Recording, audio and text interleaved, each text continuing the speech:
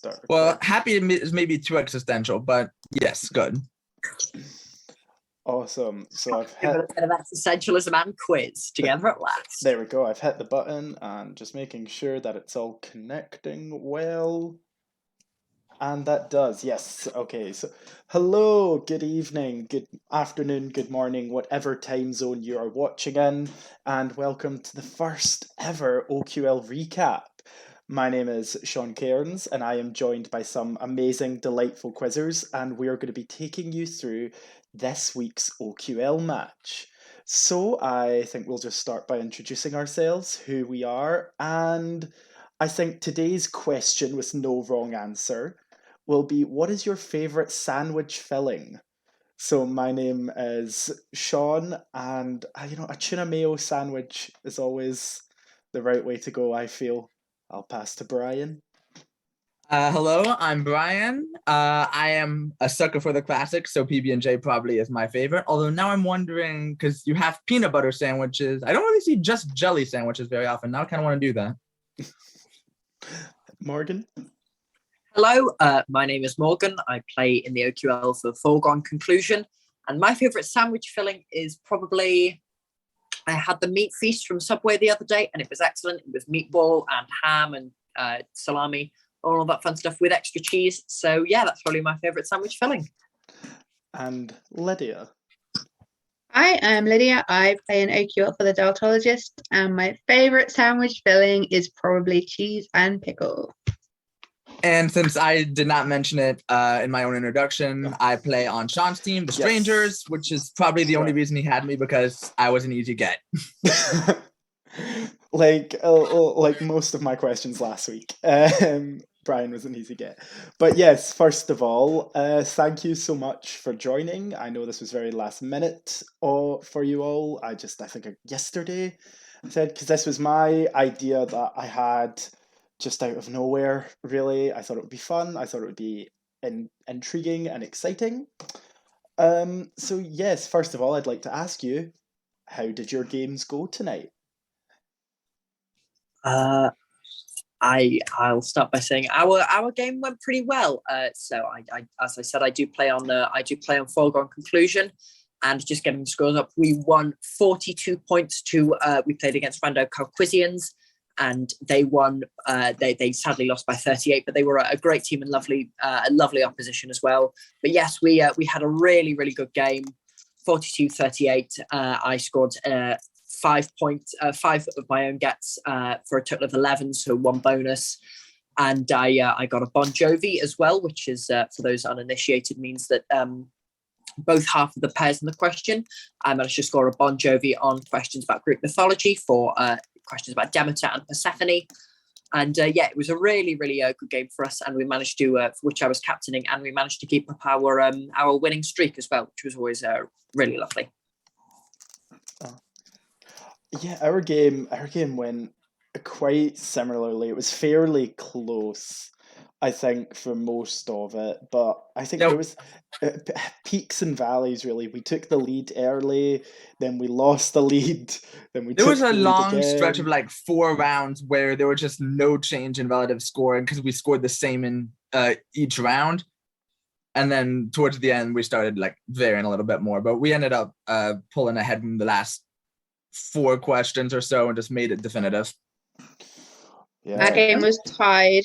We tied for the first 3 rounds, and we were thinking like, oh great, this is good. And then we were like 2 points behind on round 4, 2 points behind on round 5, and so it just fell on. So by round 8, there was not a lot to play for.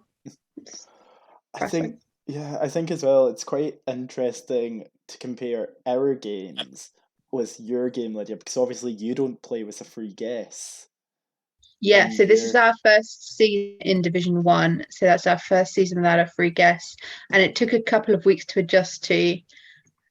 I was, as much as I was happy about promotion, I was devastated by the loss of the free guess, because I'm a massive overthinker. So I had the Persephone question, and I knew as soon as that came to my head, I was like, Queen of the Underworld, it's Persephone. But in my head, I'm like, I don't know anything about Greek mythology, do I? I didn't do that at school. Other people know. Dan's got a fist. I'm probably wrong. I'll pass it over. And I'm right, of course. Like Persephone, I know that. Like, so it doesn't play well if, like me, you don't trust your own instincts. Yeah. Well, But it's kind of interesting. Oh, sorry. so I was going to say, on the other hand, it does sort of force you to sort of have a go, and I think also that's something I'm not very good at. So yeah, it's got pros and cons, but I do like a free guess. Yeah, I was gonna say it's interesting that you mentioned that as well, because obviously I'm American. I come from OQL USA, where up until basically every season before this season was played with no free guess.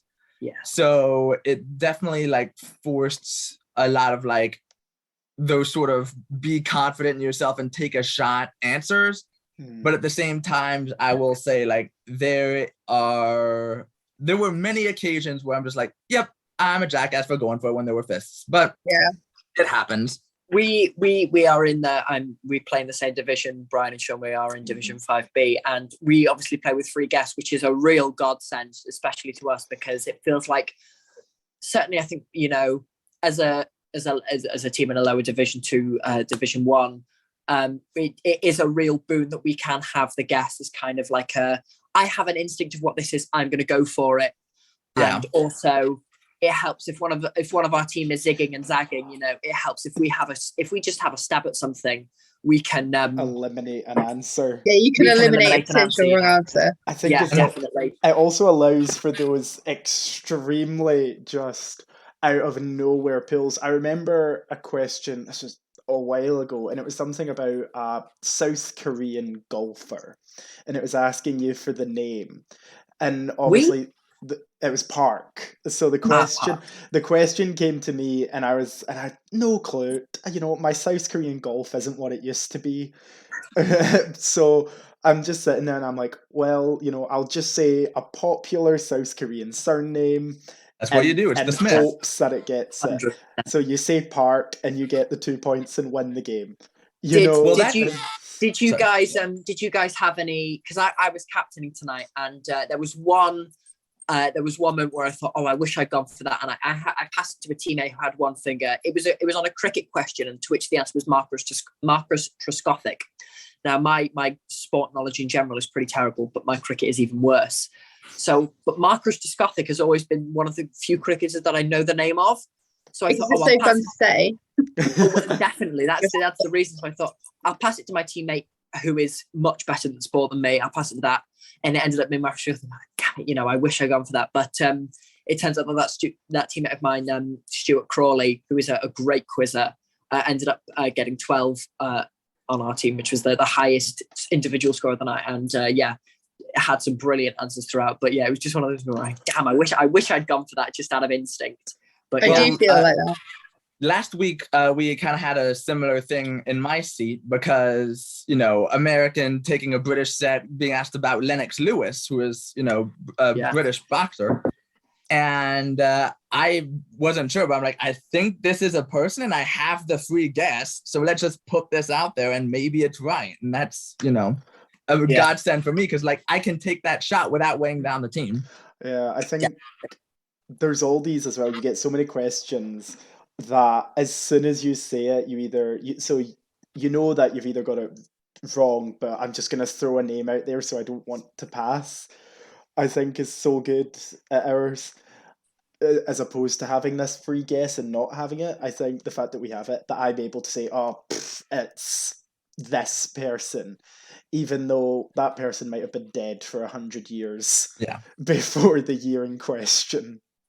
I've just when you have free guess, you might as well use it. Yeah. I've just spotted, actually, Lydia, you and I were in the same seat, I'm assuming, and did you go for the Persephone question, or did you?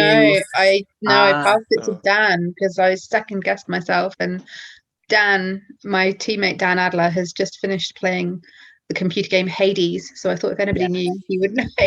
I'm gonna assume, because I feel like you and I have similar knowledge bases. I'm assuming you got Kennedy, obviously. Yeah, with my first question being Kennedy, I was like, this could be my night. Yeah. I got Kennedy. I got Memento. Yeah, same. John did the same. Charlie. I got Charlie. Got Charlie. I got Jubilee. I got Jubilee. I don't think I got got that one. And I got Persephone. And we missed all the, presumably we missed the same, Arapaima.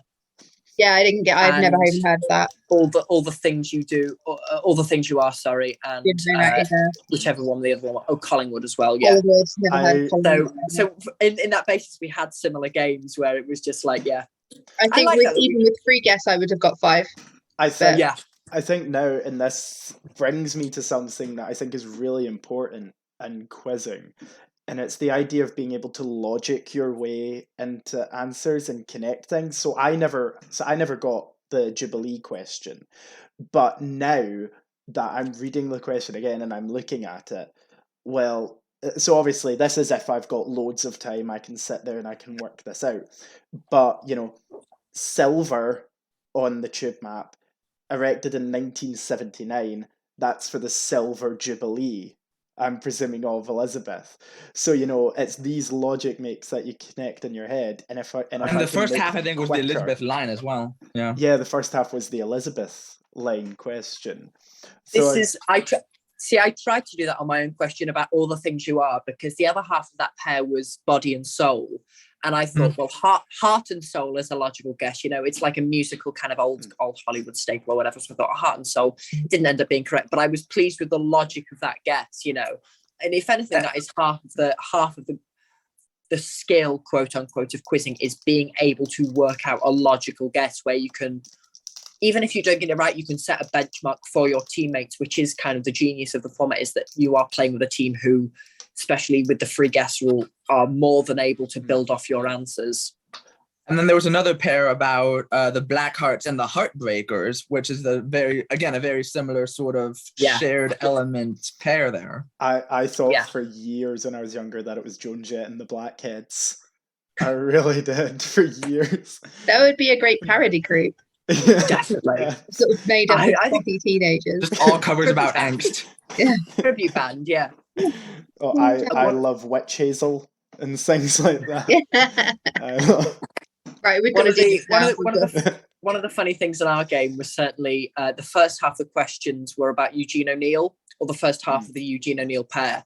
And I couldn't remember let me just check what it was. I can't remember what it was now. The Long Day's Journey into Night and the Iceman That's the one, yeah. Which Stuart got on our team.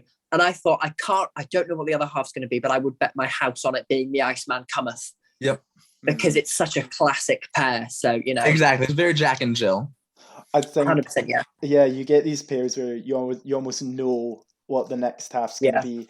And what I like about this is that there's so many nice little almost quiz chestnuts, like things like a good quizzer should have in their bank ready to go.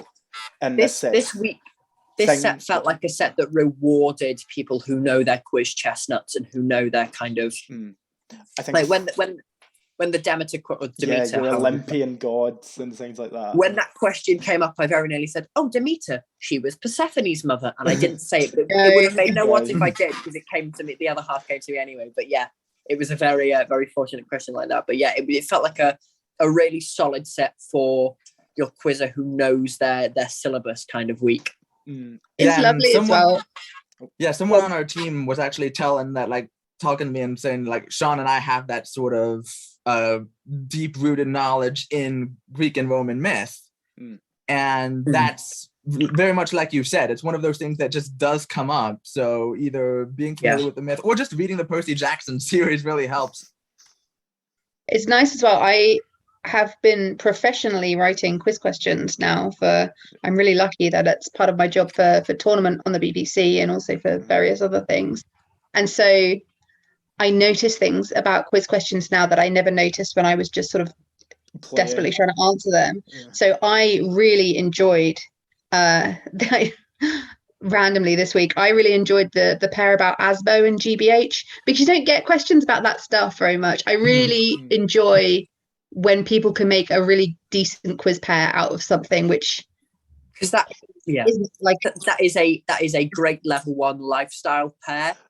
Something that you'd never thought to ask. Level 1.5, because there's so many questions you could write about celebrity or things like that, but something like that that's so kind of ingrained in life, people might second guess themselves or double think themselves about, is a really, really lovely pair.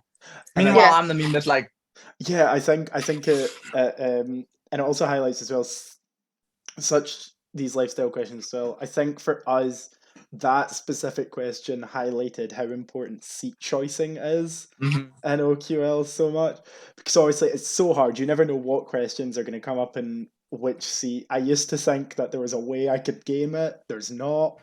I now don't even try. We just stick to seats and we see whatever happens. Because it was our teammate Darius, who's originally from Lithuania, got that question about GBH. And so you're sitting there and he's just not getting it with two British people next to him and Brian as well. And it's almost kind of like, come on, I'm It can be willing you on. really demoralizing sometimes if you're on a question that you just don't know. And I'm sure, Mhm. you know, you guys will have been there countless times Yeah. where you just don't know a question and you just look at the Zoom room and you see Like seven seven. fifths Seven. Yeah. and you just go, Inversely speaking, we also had that question last week where it was about UK speed limits. And Yeah. I believe for us, that went to Shaun and his seat. And if you'd asked me, I would have had major struggles. I feel like this is OQL's taking revenge for Learned League, though. Like, there was a question this week about some sort of spice mix on Learned League. Sorry to change the subject. I was like, I've never heard of, like, what is this? And they have it all the time, like banking and stuff. And like today with something I'm not going to mention because people haven't done it yet. And like, you know, you get it. There's like 81% of people get it right, and it's like I've never heard of this. Well, Yeah. well, the absolute opposite of that. Yesterday, I completely blanked on Thomas the Tank Engine. Oh no! I think I put. I'm not in Learned Janet. League this season, sadly, but like I've been looking at the questions, I've been seeing people talk about it. Go, oh, I wish I was doing it this season, but like, oh, this kind of mini league, this like tournament over. But I'm not, and sadly not. But yeah, I think I'd put Janet in the end. And I mean, who hasn't heard of Janet the Tank Engine? oh, my favorite of all the potential tank engines going. Yeah. Well, that's also kind of an interesting thing to talk about as well, because we have a fair amount of US players who play in UK leagues and vice versa. And Cholera, who are an amazing team full of outstanding, the top tier US quizzes. We have US chasers on that team now. Mm-hmm. Victoria Gross and Brandon Blackwell, both of whom, the Queen and the Lightning Bolt, both of whom play on that team, who are creme de la creme quizzes. Who this week scored. They lost to the Misfits. So Brandon getting 13-5 and Victoria getting 10-4. Excellent scores. I myself in the same seat as Brandon, but losing to the Misfits. Who were Richard Aubrey, so Only Connect winner. Yeah. Ailsa Watson, 15-1. 15-1 winner. Max Espenson, 15-1 winner, and Marianne Therefore, Mastermind champion. So all of whom are brilliant quizzes. This just goes to show if you are in that top tier of Division 1, the competition that you're up against. I don't know, Lydia, if you've faced either of those teams yet, the Misfits or we played Lovecraft. I'm not sure if we played Misfits. We've definitely played Lovecraft this season. It is at the stage now, like every week I log on and then the opponents log on and I go, oh God. I'm never gonna win. Like you sort of forget, I think. I don't know, it's hard. Me as someone who has like taken some time over the last few months like out of quiz and is sort of slightly emerging into sunlight again, you see people and you're just like, oh God, there's just no way that like, of course, with definitely not, wouldn't like to argue at all, a team of your pedigree which playing this week, I'm really so lucky that like we've got like Dan, counterpoint champion, Jonathan Gibson, mastermind champion. Frank Paul is Frank Paul, champion of most things. You are also Lydia Mike. You are also Lydia Mike. Well, yeah, champion. But like Tom, my husband, has got like literally encyclopedic knowledge about like football and flags and capital cities. Like he knows everything. So I also have like massive. If he's watching, he's a great connections reader, Tom. He's a lovely connection. Sending our love to Tom. We love Tom. He may or may not be watching on Twitch. I think there is a level though, because I don't know. I feel like obviously playing the game, I'd absolutely be terrified and hate it. But if I was to log on and see that I'm playing such these high level quizzers each week, there's almost something sort of a proving ground. There's almost because I'm one of these things. If it's a massive challenge, I know I'm going to fail. I know that if in the cup I get drawn against Quiz Machine Kills Fascists, we're going to get absolutely annihilated. But it's going to be a great game. It's going to be a fun time. I think You I worry can't be- about it on a team basis, because I think like I do feel with a team like as with people as strong as the people I play with, I often feel like the weak link, because there are topics on which I literally know nothing. There's topics that I know a lot about, but there's topics that I just know nothing, and I feel like I really don't want to let like Jonathan down, because he's so good and he deserves to be winning. And so like I don't want to be the person that's like, oh god, if Lydia can get more than 3 one week, it would be great. And so then I have to remember that like actually like there are weeks like I get a 5 or I get 6. I know more than I think I do, and it's a confidence thing. I think, especially without free guess, it's a big thing. But like if I'm playing on my own, if I'm in a mimir and I'm on my own and I get drawn against like Victoria Gross or like Marianne or anyone else, like I'm up for that. I'm much happier failing on my own. Yeah, don't weigh down the team. Yeah. I don't want to let people down. This is kind of the joy of the team quiz, though, is that like it's like a collective thing, and you do feel like you are part of the group, but also like when you do get an answer right, it feels like the team is behind you, and you know the team is with you. And like if you pull a great answer out of nowhere. My favorite answer I've ever pulled was, there was a question about Richard Burbage, the great Shakespearean actor, which is my bread and butter, is Shakespeare. You know, doing a degree in English literature, you think Shakespeare will, and it was just not coming to me. And then somewhere out of nowhere, I just pulled Burbage, and I just went, it was counting down. I just went, Burbage. And it just came out of nowhere. And just the reaction of the team was really, really good fun. It was like, yeah, exactly. Thank you very much for demonstrating what a great reaction was. But it's like that contribution. But also, I went last season from my 2-point average was less than 3. It was like 2.9 or something. And it kind of knocked me a little bit. But this season, my average has been 5 exactly. That's really good. I played 5 very games. impressive. It's the contribution. It's like, yeah, I'm like contributing to the team. I'm like, you know, pushing my average up, which is pushing our team up, you know.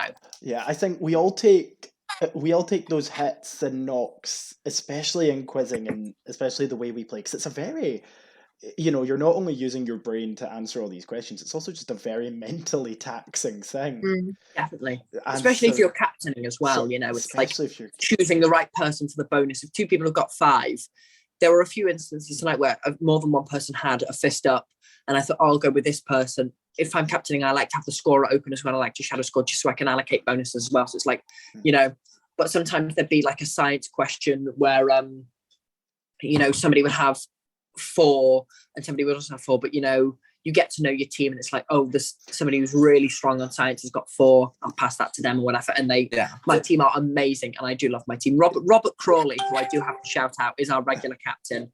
And I've been captaining for the last 2 weeks due to his absence and his illness. But yeah, he's a great captain. Love him to bits. And he's great at making those calls. So in his absence, when I'm captaining in his stead, I'm like, oh, I hope I can like live up to his, like, you know, his great captaincy where he always manages to get the right person for the bonus. So yeah.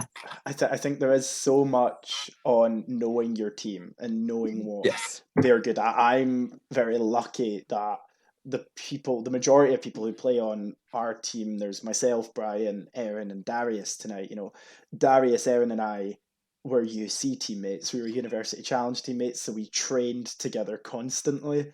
I know that if it's anything literature, if it's anything major lifestyle, things like that, if it's anything, I don't know.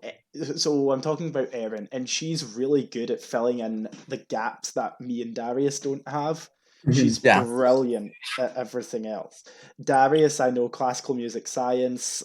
I can let him run with it. So I think knowing that before a question's even finished, knowing in my head, okay, if it comes to me, I've got someone I can pass to straight away. I think actually you guys are we're due to face each other at some point later on in the final season. Game of the season, final day. The Strangers versus Foregone Conclusion will be an amazing game. Final game. Just gonna say, you don't need the win at that point. We might, so just keep that in mind. I'm giving Morgan £20 after this to just take a dive. Just to throw it, just, you know, which author, and I just say, like, you know, Jingleheimer just out of nowhere, just to really throw it to the other. Answer Dickens for every question.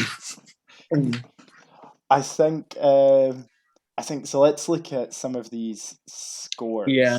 from- Pericardium to know, or actually no, Motley Crue coming in with the I think the top score of the week, Motley Crue, and the with thing is, 56. and that's the thing. There was no full houses. There was no one No. got more than No. 6 of their own, which I think just shows the team dynamic of this. It's such a team game. Jim Yeah, Modrak, who is I mean, just talking about the team, Jim Modrak, who I play Tea Time Trivia with, I know Jim, he's a great quizzer. He's not only is his brain very quick, he could be anywhere on the board and he's going to pull an answer. He's a really, really top quizzer. Pat Gibson, a man who needs no introduction. Yeah. Of course. You know, Amit Day, great quizzer. And Quentin Hull, also a great highbrow quizzer as well. That is a team that knows each other really well. I mean, you look at those scores, Jim on 12-5, Pat on 18-6, Amit on 10-4, Quentin on 16-6.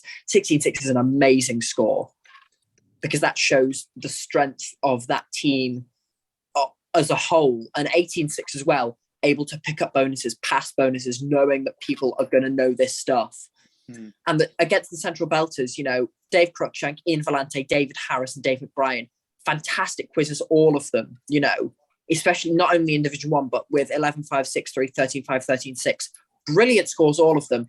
And yet to beat them is just an incredible achievement for a team because that's how you know a team is incredibly strong. Yeah, and it was interesting because we were talking about Lovecraft a little bit earlier.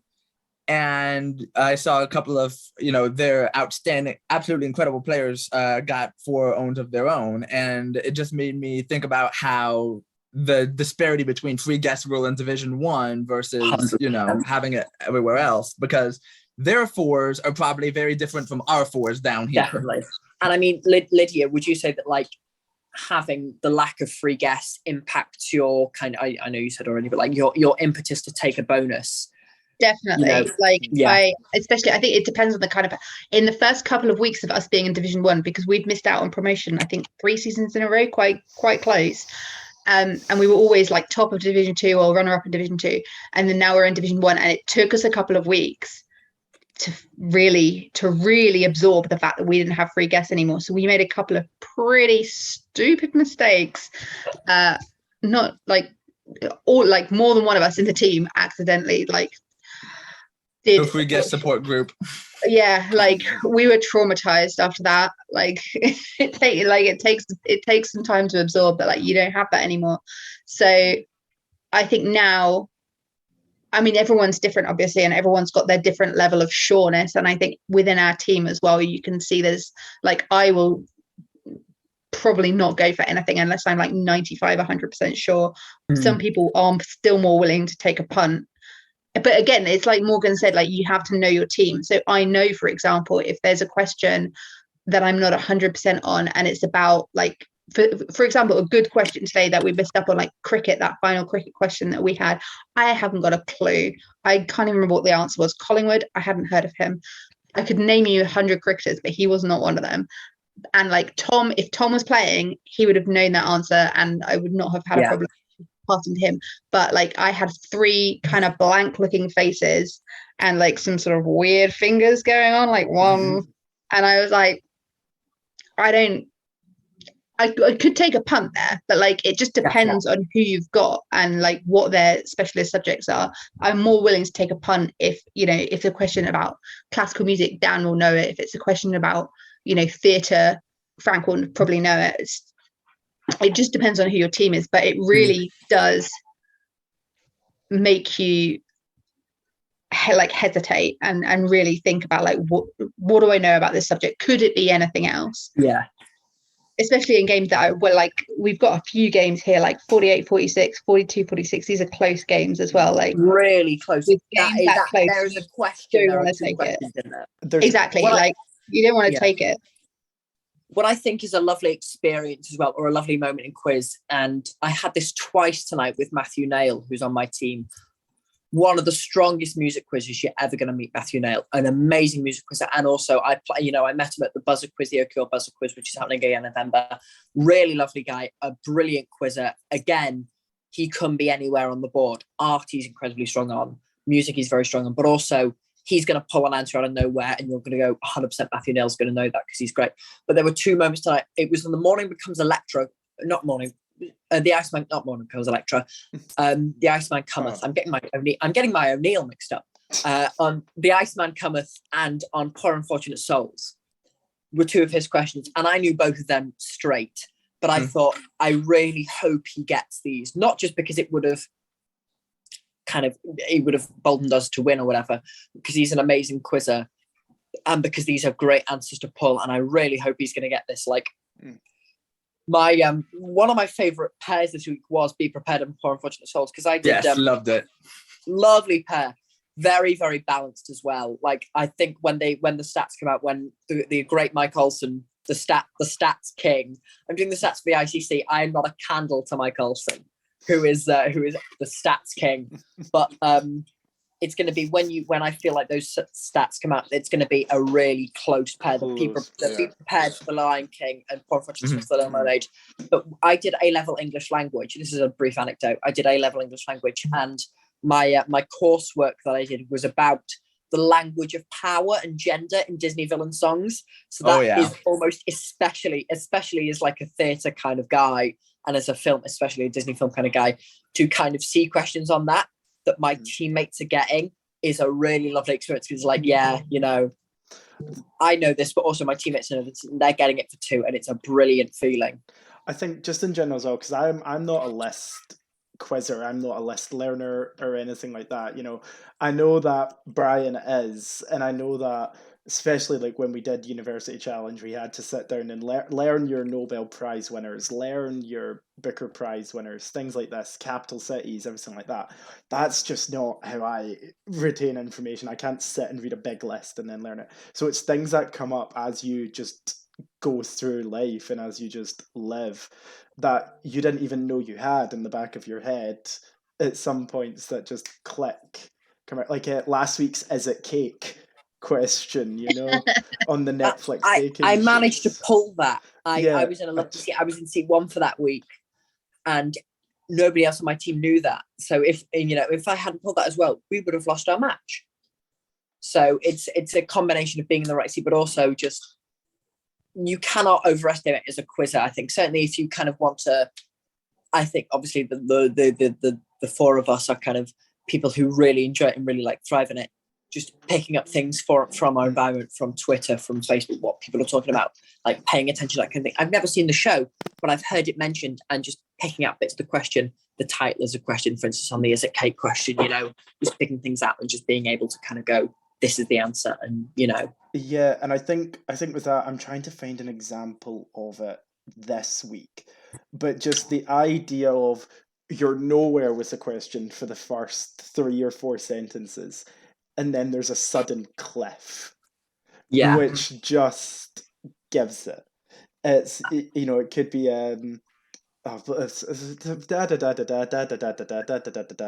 therefore the capital of the UK is blank. Yeah, but exactly. It can be a word. Or I think Birth of a Nation is probably the closest that it gets in at least the type of question there, and it's maybe not a huge cliff, but I definitely think you're more likely to get it based off of that than just along with Douglas Fairbanks, Mary Pickford, and Charlie Chaplin. I think I just want to ask you, Lydia, as you were saying earlier, writing questions.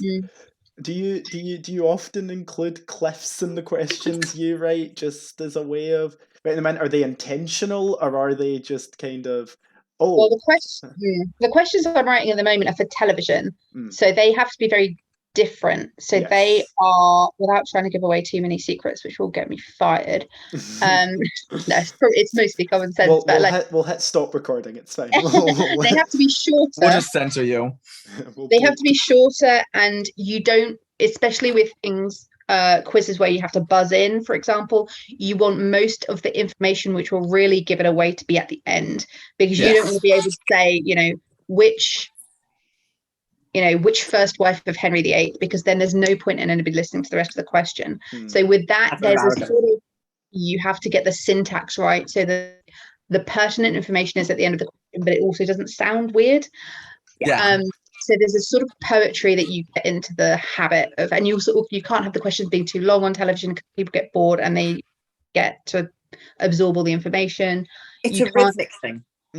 Yeah, exactly. Like it's a very quick fire, like go, go, go. And then it, especially for like some shows like the one I used to write for, it's, you know, we want to hear the full question.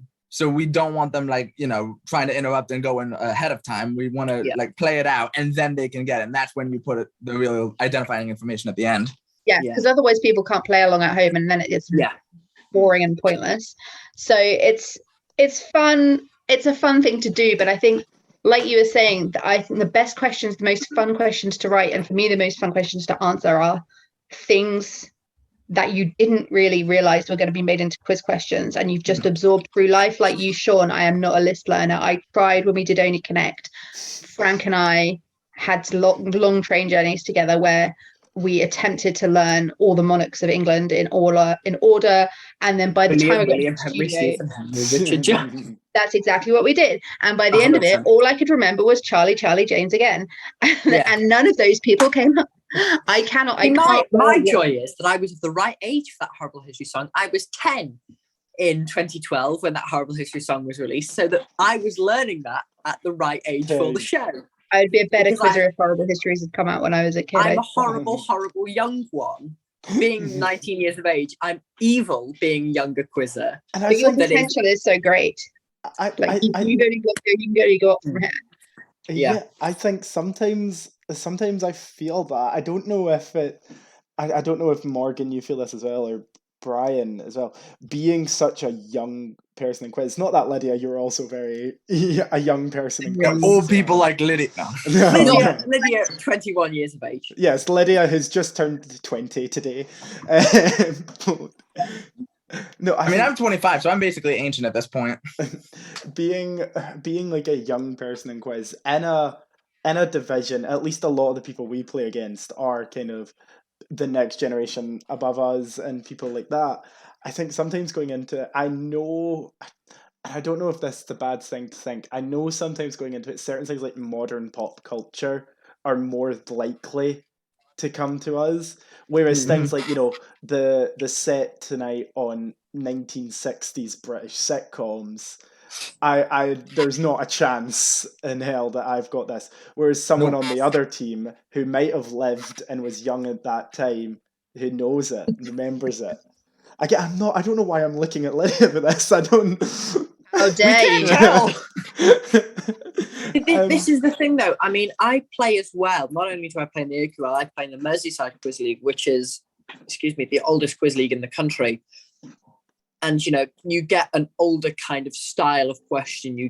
There's certainly the pop culture is generally, of an older kind of variant. So sometimes I will pull an answer about kind of 1960s television, about, you know, Arthur English or whatever, or the King of the Cockneys or whatever, or things like that. And I'll go, how else did you know that? It's like, you know, the Merseyside Quiz League. So it's one of these like advice for quizzes thing. It's like, go and look up the home turf of quiz, like the old brand of quiz, because it's going to be, answers can come from anywhere, you know.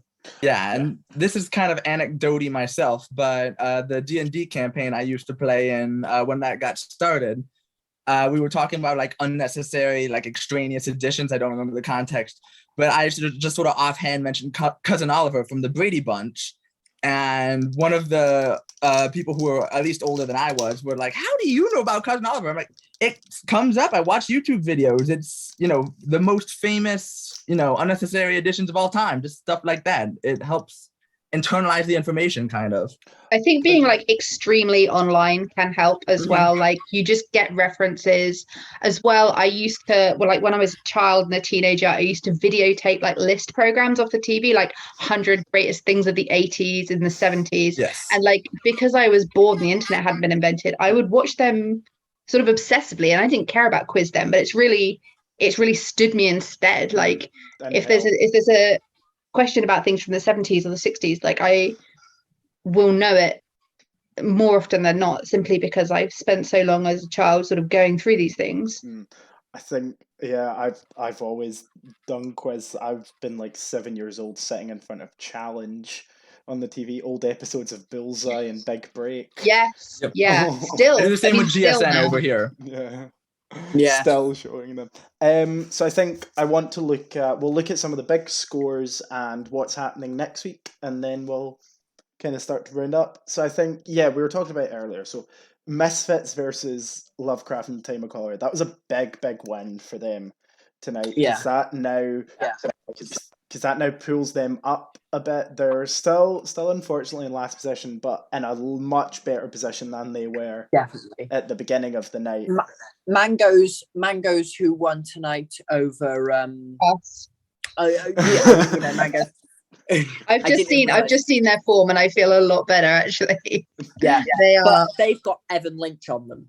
Yeah. So who's fantastic. Mangoes are on the top. The Motley Crew, who have rebranded since their time as Banana Splits, who have got Jim Modrak, Pat Gibson, Amit Day, and Quentin Holtman, who are brilliant.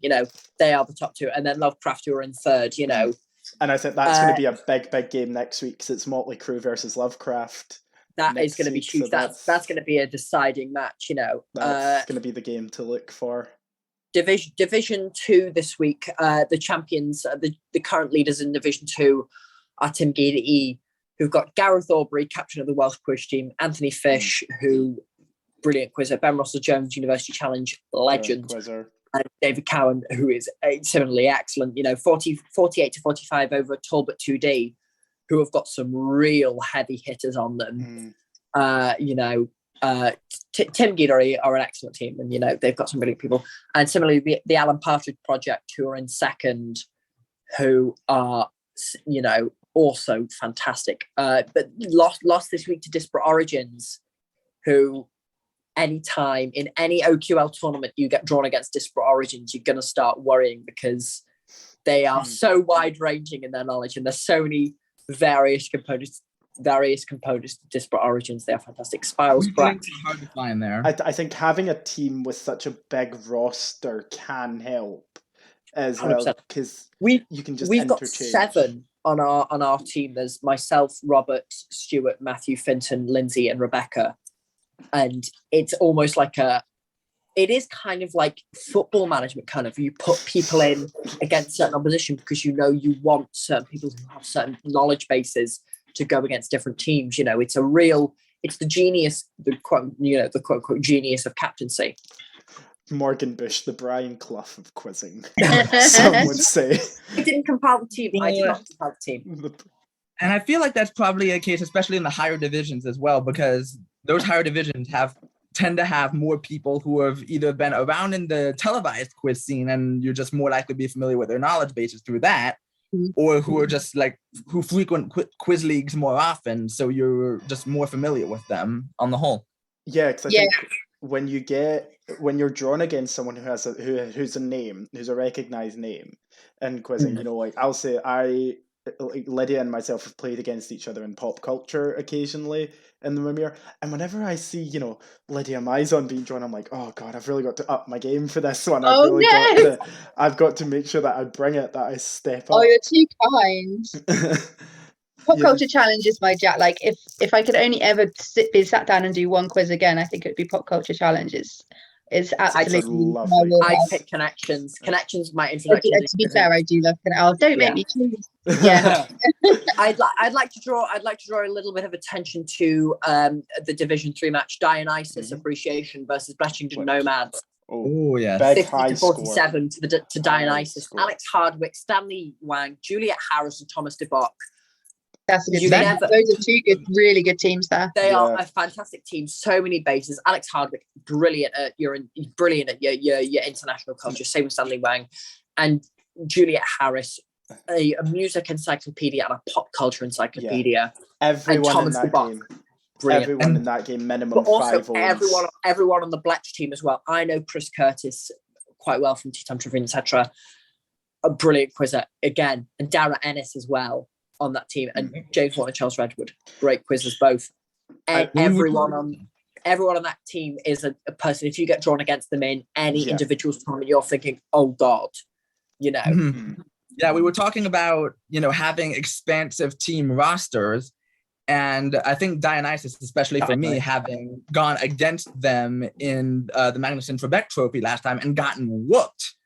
it's definitely a very impressive example of that, because the people who whooped us from that iteration of the team basically share none of the same people who scored high in today's match. And that, I think, is a hallmark of a really good roster. They've got people there that I would be absolutely terrified to face. I think one person any kind of Mimir, like those Emma Laslet, Stanley, Elia, Alex. Juliet, in Tea Time Trivia, Juliet has picked me. Juliet's been first and I've been second so many times I can't recall, because she's just brilliant. But I'm just looking at the rest of them, just the rest of the scores. Kentish men versus Mighty Atoms, I'm looking at 47-45 to the Kentish men is a great score. 47 in that caliber as well, not just your own gets, but also your bonuses. Similarly, Matt Weavers versus 24 Minutes from Tulsa Hill is a 48-46 is a top score. Yeah. It seems like it's been a really positive and like high scoring week, high scoring week across the board, especially considering last week was pretty high scoring as well. Yeah. I think last week was the best I've ever done. I think it's the best you've ever done as well, Brian. And just as individuals. But we both had 7s last week. Yeah, and I think it's been a very, very high scoring week. Yeah. And I think looking on to next week, like we said, there's some big games coming up. Division 1, we've got Lovecraft and Time of Cholera versus Motley Crue, which, if Motley Crue win that and Mangoes lose to the Unknowns, then it's Motley Crue and Mangoes on equal points at the top of the division.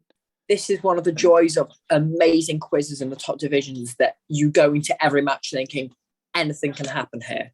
And we were talking before the session, before we started recording, about, those situations where it's like, we need to win and we need some help. But especially in like leagues that high and where, anything can happen at any week, you could very easily get that help you need and, suddenly be way up there in the standings. Yeah, and it does depend. Like, we had a bit of a meltdown when we just missed promotion, because a couple of our teammates realized that if they'd swapped seats, we would have won, and then we would have won promotion. And I think, like, I try really not to think about that kind of thing ever, because that way madness lies. Like, you will never know peace if you start thinking, well, if I'd sat in seat 2, I would have got 7. But it does get to you, like, the absolute luck of the draw. Like you said, like, seats, you can be superstitious about it, but in the end, it absolutely comes down to, like, who logs on first. Sometimes, like, just winning that fight at the top. We had been bandied about seat 6 for the last 2 or 3 seasons, and then this season we were promoted basically at random into seats into Division 5. We were promoted basically at random into Division 5, and we've had the best season we've ever had as a team. Foregone have done amazingly. I'd just like to mention the teams this week that have maintained a perfect winning streak. Because it's changed somewhat. It's you as well. Your team. Yeah, I wonder why you're mentioning that. Let's have a look. Quizzical entities in Division 5A have maintained a perfect winning streak. Foregone conclusion, don't know who's on them, but I hear they're all amazing and they're really good and maintained a perfect winning streak. Well, awkward silences.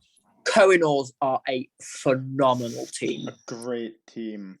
Kohinoors are like fighting for promotion, and they are going to get promotion, and whoever is, when they get promoted into Division 5, they are going to cause mayhem, because they are all brilliant. Awkward chances as well.